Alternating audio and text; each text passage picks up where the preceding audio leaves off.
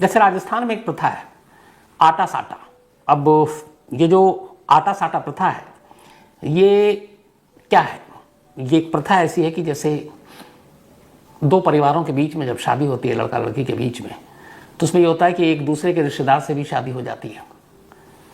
जैसे मुझे याद है मुस्लिम में भी हमारे यहाँ गोलट पुलट एक प्रथा थी। गोलट पुलट का मतलब ये होता है कि जिस घर में लड़की देनी है उस घर से हमने लड़का भी ले लिया, तो एक दूसरे रिश्तेदारी में शादी करनी। तो उसी तरीके से अलग अलग इसमें सारी चीज़ें हैं, शर्त हैं, नियम है। राजस्थान की इसी आटा साटा प्रथा ने कैसे एक जुर्म को जन्म दिया, ये उसकी पूरी कहानी है। क्योंकि जितने भी, चाहे वो पुलिस हो या बाकी लोग, उनका कहना है कि अगर शायद ये प्रथा इस दो परिवार के बीच में ना आती जिनकी मैं आज कहानी सुनाने जा रहा हूँ, तो शायद ये क्राइम ना होता। लेकिन जुर्म के लिए किसी प्रथा या उन चीज़ों को खाली जिम्मेदार ठहराना वो भी जायज़ नहीं है, वाजिब नहीं है। आज की कहानी राजस्थान के जोधपुर की कहानी है। बहुत ही खूबसूरत जगह है और जोधपुर में कायदे से देखें तो ये 4 लोगों के बीच की कहानियां हैं। 2018 में एक शादी होती है और ये शादी जो थी ये इसी आटा साटा प्रथा के तौर पर हुई थी। शादी हुई थी रमेश पटेल नाम के एक नौजवान की, और रमेश की ये जो शादी हुई गुड्डी नाम की एक लड़की से शादी हुई थी। घर वालों ने रिश्ता तय किया था।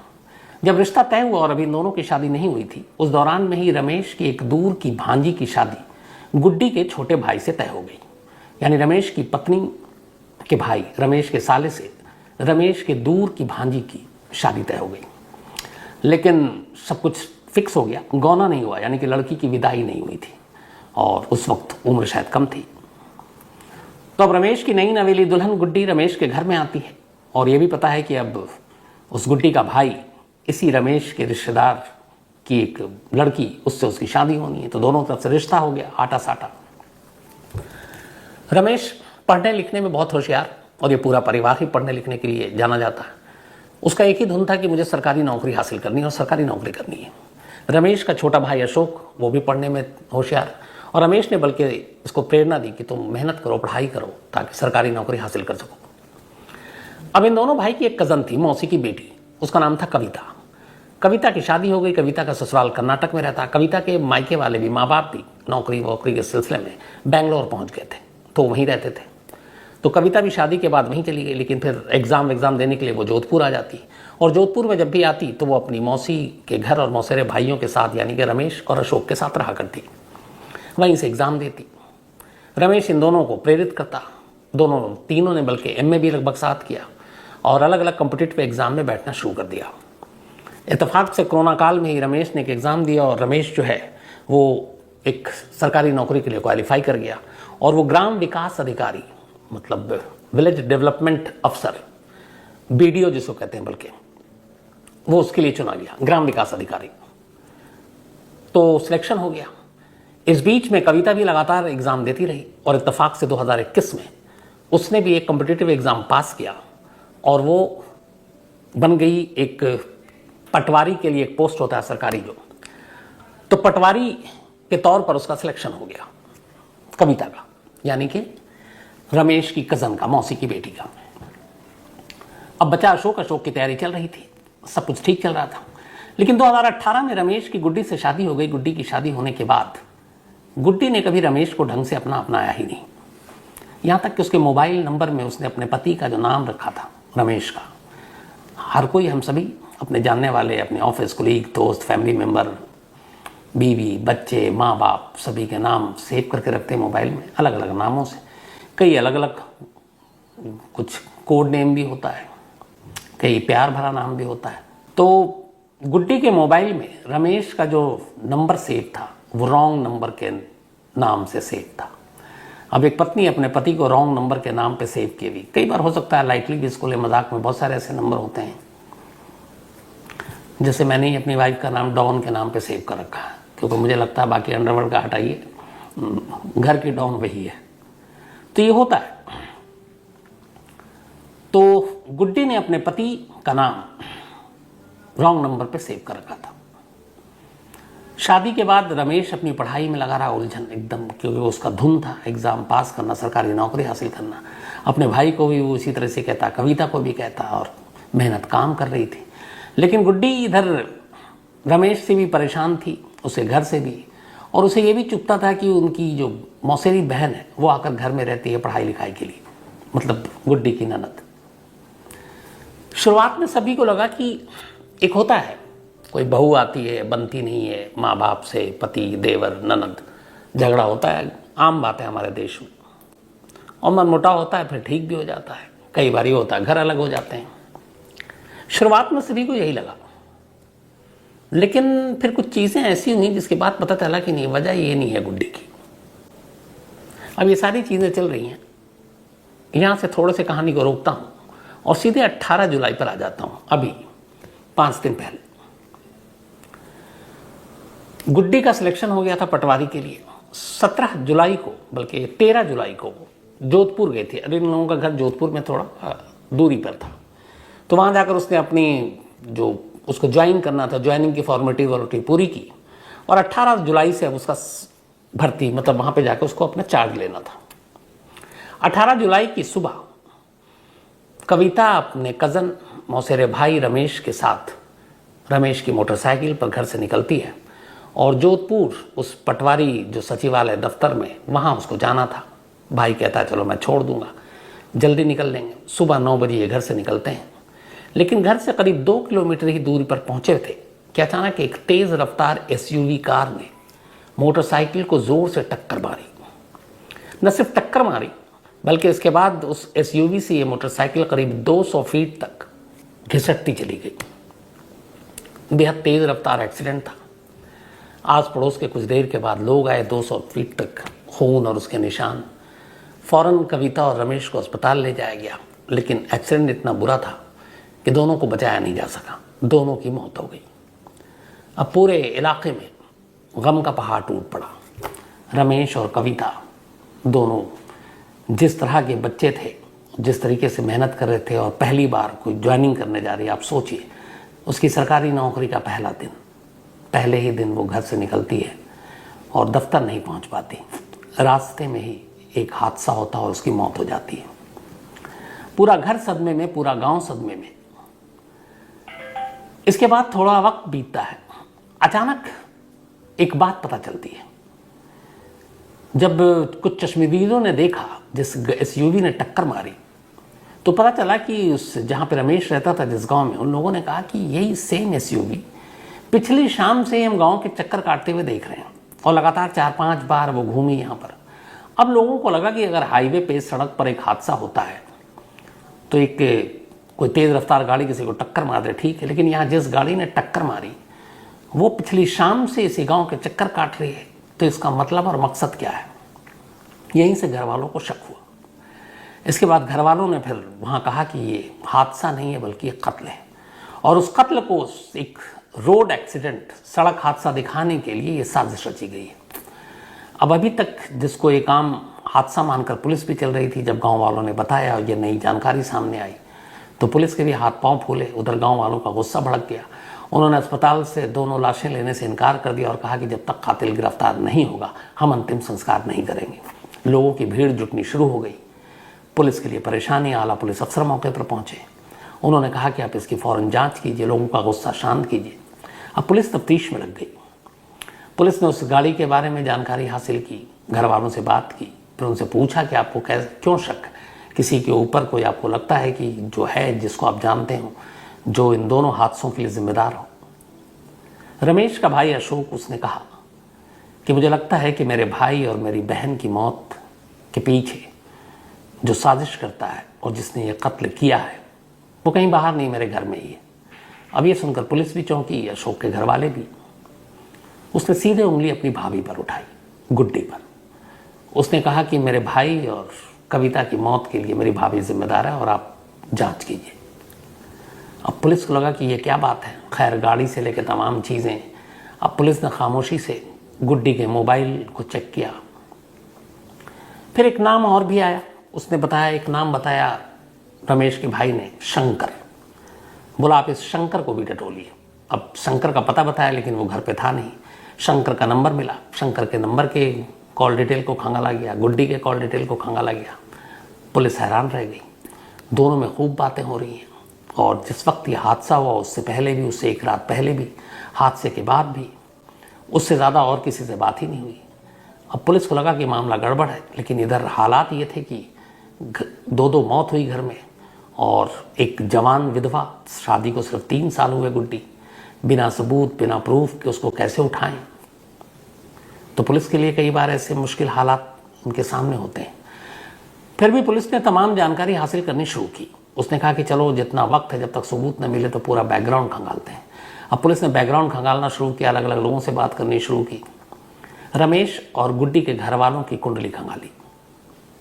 फिर जो जानकारी सामने आई पुलिस के सामने वो ये थी कि 2018 में रिश्ता तय हुआ था रमेश का गुड्डी के साथ, और रमेश की दूर की भांजी का गुड्डी के छोटे भाई के साथ।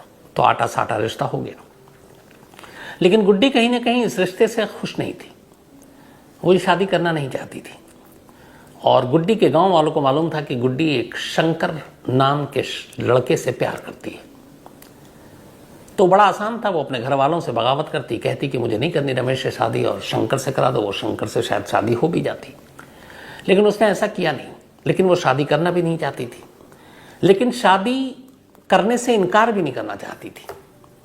उसकी वजह ये थी कि उसे लगा कि अगर उसने शादी से इनकार कर दिया तो उसके छोटे भाई की शादी पर असर पड़ेगा, और उसके छोटे भाई का रिश्ता उस लड़के की भांजी से लगा है जिससे खुद उसका रिश्ता लगा है। तो यहां पर गुड्डी ने कहा कि अगर मैं इनकार करती हूं तो मेरे छोटे भाई का घर शायद नहीं बसे। तो वो खामोश रही और उसने चुपचाप शादी कर ली। लेकिन मन से वो रमेश को अपना पति नहीं मानी। शादी के बाद घर आ गई। अब वो छोटे मोटे बहाने ढूंढने लगी लड़ाई झगड़े के, और कभी वो एक पत्नी की तरह पति के साथ नहीं रही। झगड़ा होता रहा। धीरे धीरे रमेश और अशोक को पता चला उसके पुराने रिश्ते के बारे में, इश्क के बारे में, प्रेमी के बारे में। तो कहा भी कि तुम चाहो तो तुम घर छोड़कर जा सकती हो, तुम हमें छोड़ दो। लेकिन गुड्डू ये भी नहीं चाहती थी। उसे लगता था कि अगर उसने रमेश को छोड़ दिया, डिवोर्स ले लिया, घर अपने चली आई, तो फिर उसके छोटे भाई की जो शादी ऑलरेडी तय हो चुकी है वो अधर में पड़ जाएगी। तो वो अजीब उलझन में थी कि क्या करे, और वो चाहती नहीं थी कि वो छोड़े, पर साथ भी रहना नहीं चाहती थी। इसी तमाम चीज़ों बीच में वो लड़ती भी रहती थी। इधर जो रमेश का छोटा भाई अशोक, उसे मालूम था कि वो लोग कॉम्पिटिटिव एग्ज़ाम की तैयारी कर रहे हैं।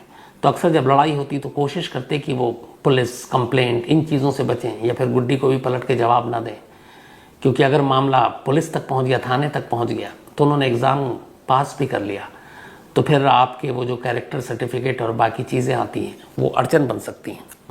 तो ये लोग अपनी पढ़ाई और सरकारी नौकरी के लिए इतनी ज़्यादा मेहनत और मशक्क़त कर रहे थे कि उन्होंने इन चीज़ों को भी नज़रअंदाज किया कि छोड़ दो, लड़ाई नहीं लड़नी, ताकि पुलिस केस ना हो जाए, पुलिस केस की वजह से हमारी नौकरी ना चली जाए जो कल को मिलेगी। तो ये सब कुछ खामोशी से सहते रहे। वक्त बीतता रहा। अब इधर कविता भी आ गई थी एग्ज़ाम देने के लिए, तो वो कविता से भी चिढ़ती थी, उसकी नज़र आ रहती थी। अब धीरे धीरे वक्त बीत रहा था, और इधर ये हो रहा था कि अब जो रमेश की दूर की भांजी है और गुड्डी का जो भाई है, उन दोनों का अब गौना भी होने वाला था। तो उसे लगा कि ये सब कुछ हो गया, और उसके बाद अगर उसने फिर छोड़ दिया तो फिर उसके भाई की ज़िंदगी पर भी असर पड़ेगा। तभी गुड्डी ने एक प्लान बनाया। उसने शंकर से कहा कि देखो अब वक्त कम है और मैं रमेश को छोड़ नहीं सकती हूँ, क्योंकि मेरे भाई की भी शादीशुदा ज़िंदगी का सवाल होगा। मैं चाहती हूँ कि रमेश को इस तरीके से रास्ते से हटाएं कि किसी को पता ही नहीं चले कि ये कत्ल है, ये कोई हादसा नजर आना चाहिए। शंकर ने उसकी बात सुनी। शंकर ने अपने 3 साथियों के साथ ये बात शेयर की। तो सबसे पहले उनको यही ख्याल आया कि पहले तो उन्होंने साल भर पहले करीब उस पर हमला किया कि चोर लुटेरे थे, लूट रहे थे, लूटपाट के दौरान मार दिया। लेकिन रमेश बच गया, कुछ लोग आ गए, वो भाग गए। उसके बाद से उधेड़ बुन चलती रही। फिर आखिरकार बड़ी सोच समझने के बाद शंकर दिल्ली आया।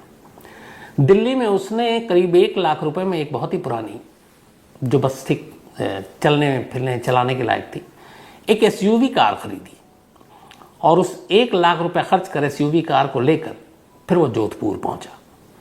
उसने जाकर गुड्डी को बताई कि उसने सोच लिया है कि रमेश को कैसे मारना है। उसने कहा कि रमेश अक्सर अपनी मोटरसाइकिल से निकलता है, एग्ज़ाम देने, बाकी काम के लिए घर से बाहर जाता है, हाईवे पर आता है। हम इस गाड़ी से उसे कुचल देंगे, रोड एक्सीडेंट का मामला लगेगा, किसी को शक भी नहीं होगा। रोड एक्सीडेंट में लोग पता नहीं कितने मरते हैं। गुड्डी को भी लगा ये आइडिया ठीक है। अब इसके बाद उस गाड़ी के साथ रेकी शुरू कर दी। इन्होंने 4-5 बार रेकी की। उसी के गांव के आसपास गाड़ी लगा देते जहां से हाईवे शुरू होता, वो इंतज़ार करते, पर वो निकला नहीं। वो अपनी इधर ग्राम विकास अधिकारी का भी जो एग्ज़ाम पास कर लिया था, लेकिन अभी उसकी भर्ती में वक्त था, क्योंकि कोरोना की वजह से बहुत सारे प्रोसेस ढीले चल रहे थे। अब अचानक ये हुआ कि कविता, जो कि रमेश की मौसेरी बहन थी, उसका सिलेक्शन हो गया पटवारी के लिए और उसे जोधपुर सचिवालय जाकर ज्वाइन करना था। तारीख दी गई 18 जुलाई की। अब 18 जुलाई की सुबह घर से निकलना था और दफ्तर पहुंचना था, तहसील। ये बात घर के लोगों को पता थी और साथ में पता थी गुड्डी को। 17 जुलाई की रात को गुड्डी ने शंकर को फ़ोन किया, व्हाट्सएप कॉल, और ये सारी वो जानकारी उसी कॉल से देती थी जो रमेश ने उसे गिफ्ट में दिया था अपनी बीवी को, और जिस फ़ोन पर उसने अपने ही पति का नाम रॉन्ग नंबर के नाम पर सेव कर रखा था। 17 जुलाई की रात गुड्डी ने मुखबिरी की। उसने कहा कि सुबह कविता को ज्वाइन करने जाना है और उसे लेकर रमेश ही अपनी मोटरसाइकिल पर निकलेगा। अब यहाँ एक उलझन थी। उलझन ये कि 2 लोग मोटरसाइकिल पर जा रहे हैं, एसयूवी खरीदी गई और अब तक की पूरी साजिश रची जा रही है सिर्फ और सिर्फ रमेश के लिए। अब ऐसा तो है नहीं कि आप टक्कर मारो तो ये श्योर होकर मारोगे कि इसमें से एक ही मरेगा और एक जिंदा बच जाएगा, और कविता पीछे बैठी है, तो कुछ भी हो सकता है।